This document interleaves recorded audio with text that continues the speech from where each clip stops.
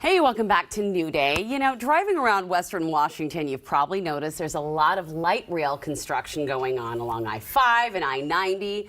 Some are complaining it's taking forever to build, but a new bill out of Olympia might help speed things up. Here to give us a transit update is Seattle Times transportation reporter Mike Lindblom. Thank you so much for being here and welcome back to the show.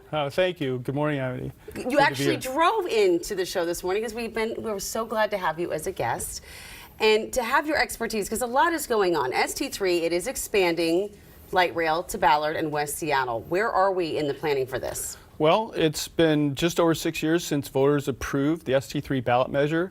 It's the largest transit expansion in the United States. Only Los Angeles comes close, but they have 3 times the population. Sound Transit continues to collect about $3 billion a year. 80% of it is local taxes. It's about $1,000 for each of the people in the area. About half is paid by business, half is paid by households. And planning is underway to decide on the exact alignment for Ballard and West Seattle by late 2023. Okay. So the legislature recently passed a new bill that gives Seattle more taxing power to finish transit projects faster. People hear taxes, they say, eh. Well, not really. Usually they approve them, right? Right. I mean, Pierce County voted negative on Sound Transit 3, but they've passed 3 huge ballot measures in the district. Anyway, this new bill, it's sponsored by David Hackney of Tukwila, and it would give either Seattle or some combination of contiguous cities, you know, Seattle and Renton, or Linwood and Shoreline, Everett and Mukilteo. They would be able to have a tax to the voters that would raise car tabs by as much as $150 per 10,000 of value. That's the limit. It wouldn't necessarily be that high. And a parking tax. And that would be used to enhance what's in Sound Transit 3 or add lines that connect to it. So, for instance, you might raise $700 million extra dollars to tunnel into Alaska Junction in West Seattle that otherwise wouldn't be affordable. Yeah. Will that speed up Sound Transit 3? Not necessarily. It might lead to more wishes, more demands, a system that takes longer to build but maybe is better 20 years from now. There's already some pro-transit activism to take another look at tunneling directly into the heart of Ballard instead of bridging out on 15th Avenue Northwest. Yes, because 15th Avenue Northwest has become an increasing nightmare over time. You just mentioned some pros and cons to the bill. Any more that you can think of? Well, it takes another public vote, which creates additional planning time and process instead of the transit board deciding what to do.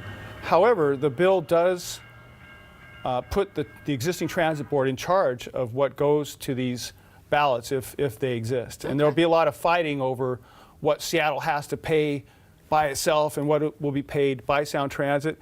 I don't think that decision will really influence how long things take, though. Either way, the money's coming from the same people. Right. Just a different path to get there. Interesting. It'll be interesting, and that's why we read you to find out more. In the nearer term, ST2 is expanding light rail to Bellevue, and it's looking good. I mean, you drive by, and it looks nearly complete, dare I say. Right. They have a really good shot at making their schedule to open in July of 2023. They were almost able to beat that schedule and maybe open early, but they ran into a problem where concrete was poured on I-90 the tracks are being put on the existing freeway near Seattle, and it was poured in the wrong shape. They had to shim up part of it. They had to knock out some of it and replace it. So that lost several weeks for them.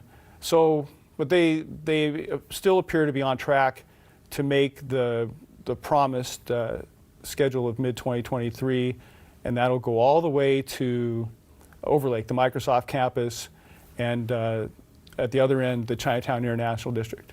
And the ridership is there. I know we've seen the ridership kind of decrease over the pandemic, but do we expect to see that kind of go big time when this starts to open up in 2023? Well, independent studies, the Moody's Investor Service, and even transit executives think that it will take years to get back to normal ridership. The estimates I've read are in the neighborhood of 20 to 30% loss of commuters. Sound Transit could make some of that up with festival traffic, the Kraken, events traffic. A lot of it depends on other things. Which companies go back to the office when, and does Seattle get its act together downtown? The Amazon is holding back on re-entering 1,800 people to their station on 3rd Avenue. Yeah. So there's a lot of other things in the mix. Sound Transit is doing something really well right now, which is pushing hard for transit-oriented development, affordable apartments, other kinds of apartments along the stations. There are about 2,500 units that are either being built or are going to be built, and that's a source of ridership too. So source of ridership, but my last question to you real quick is this going to help traffic? It'll help you if you live near a line and you can use it. You can use it because yeah, you're not sitting in traffic. Right. The sociology and the physics of this are that if people take transit, other people find more space on the freeway and drive more. You have to have really harsh tolls and restrictions to knock down driving rates. And people also ration their time. If you live in West Seattle right now, you're probably driving a little bit less than you normally would. Yeah. Right? Mike, thank you so much. Your knowledge of this is so vast, and we are so grateful that you shared it with us today. Thank you for that update. Thank you, Amity. Have a great day. You too. We'll see you again soon for sure.